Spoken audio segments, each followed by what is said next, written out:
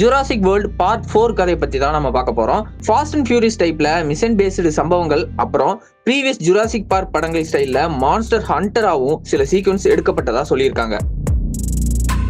கடைசியா வந்த Jurassic world சரியா ஓடாததால இந்த கதையை கொஞ்சம் வித்தியாசமா எடுத்திருப்பாங்க அப்படின்னு நம்புறேன்.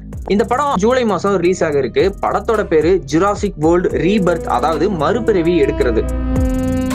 இந்த படத்துல நம்ம black widow, Scarlett Johansson main லீடா பண்றாங்க. சோ இது ஒரு ஃபீமேல் லீட் மூவி. அவங்களுக்கு சப்போர்ட்டிவா ஜொனாதன் பெய்லி மற்றும் 2 தடவை ஆஸ்கர் வாங்கின மகேஷா அலி வராங்க. இந்த கதையில ஸ்கார்லெட் ஜான்சனுக்கு ஜோரா அப்படின்னு ஒரு பேர் கொடுக்கப்பட்டிருக்கு. அவங்க ஒரு கோவர்ட் ஆப்ஸ் மெம்பர், அதாவது சீக்ரெட் ஏஜென்சில வேலை செய்யக்கூடிய மெம்பர். ஒரு ரகசிய வேலைக்காக ஜுராசிக் வேர்ல்டுக்கு வராங்க. சரி, இந்த படத்தோட பிளாட் என்னன்னு சொல்லியிருக்காங்கன்னா, ஜுராசிக் வேர்ல்டு டொமினியன் முடிஞ்சு 5 வருஷம் கழிச்சு தொடங்குது.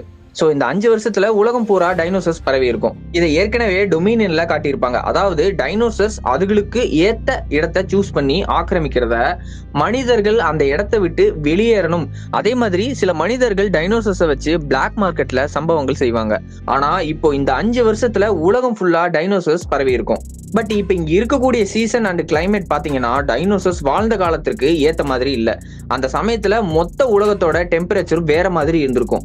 அதே மாதிரி டைனோசர்ஸ் வாழ்ந்த இடங்களும் வேற மாதிரி இருந்திருக்கும். இப்ப நம்ம சிட்டிஸ் டிஃபாரஸ்டேஷன் எல்லாம் பண்ணி உலகத்தோட கிளைமேட்டை சேஞ்ச் பண்ணியிருக்கோம். பொல்யூஷன்ஸ் எல்லாம் அதிகமா இருக்கிறதால இந்த டைம்லைன் டைனோசர்ஸ்க்கு செட் ஆகல. சில டைனோசர்ஸ்க்கு வாழக்கூடிய இடம் செட் ஆகாம அங்கேயே சாவற மாதிரி காட்டியிருக்காங்களாம். மக்கள் வாழக்கூடிய இடங்கள்ல டைனோசர்ஸ் வாழ முடியாதனால சில முக்கியமான இடங்களை மட்டும் டைனோசர்ஸ் சூஸ் பண்ணி அந்த இடத்தை ஆக்கிரமிச்சு இனப்பெருக்கத்துக்கு தயாராக போகுதாமா. ஆக இந்த கதை 5 வருஷம் கழிச்சு இந்த உலகத்துல டைனோசர்ஸ் நிலைமை அது என்னென்னலாம் பண்ணிட்டு இருக்கு அப்படின்னு பேசிக்கா காட்டிட்டு அதுக்கப்புறம் மிஷன் போக்கஸ்டு கதையா நகரப்போகுது. இதுல ஜாரா கோவர்ட் வர்றது மட்டும் இல்லாம டிஎன்ஏவை எக்ஸ்ட்ராக்ட் பண்றதுதான் இவங்களோட மெயின் மிஷனா இருக்க போகுது. ஒரு பிரைவேட் கம்பெனி 3 முக்கியமான டைனோசர்ஸ் உடைய டிஎன்ஏவை கலெக்ட் பண்ண ட்ரை பண்றாங்க. அதாவது நீர், நிலம், காத்துன்னு வாழக்கூடிய பிரம்மாண்ட டைனோசர்ஸ் டிஎன்ஏவை எக்ஸ்ட்ராக்ட் பண்ணி அதை வச்சு ஹியூமன் ரிசர்ச் பண்றாங்களாமா. அந்த டிஎன்ஏவை கலெக்ட் பண்ற வேலையா தான் ஜோரா அந்த 3 டைனோசர்ஸை தேடி போறாங்க.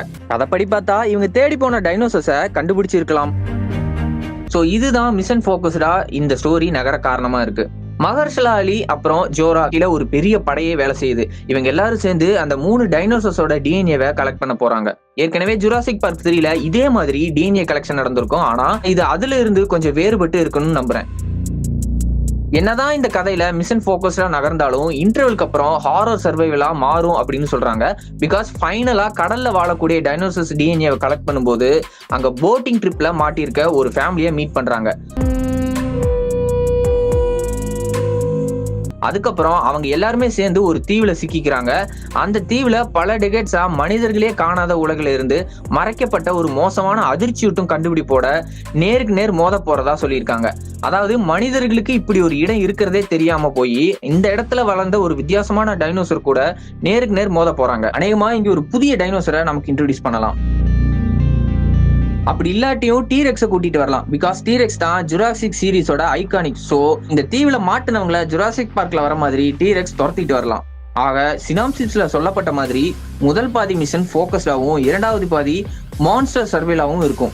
கிட்டத்தட்ட ஜுராசிக் உலகத்துடைய மறுபிறவி அதை குறிக்கிற விதமா தான் ஜுராசிக் வேர்ல்ட் ரீபர்த் அப்படின்னு பேர் வச்சிருக்காங்க. இந்த கதையை ஜுராசிக் பார்ட் 1 and 2 எழுதின டேவிட் கோப் தான் எழுதியிருக்காரு. காஜிலா 1 எடுத்த கேரட் எட்வர்ட்ஸ் தான் இந்த படத்தை டைரக்ட் பண்றாரு. சோ இந்த ஜுராசிக் வேர்ல்ட் ரீபர்த்தோட டைட்டில் அண்ட் சினாப்சிஸ் உங்களுக்கு பிடிச்சிருக்கா? உங்களுக்கு எத்தனை பேருக்கு டைனோசர்ஸ் ரொம்ப பிடிக்கும் அப்படின்னு மறக்காம கீழே கமெண்ட் பண்ணுங்க. மேலும் இதே மாதிரி வேற கதையோட உங்களை மீண்டும் சந்திக்கிறேன். பை.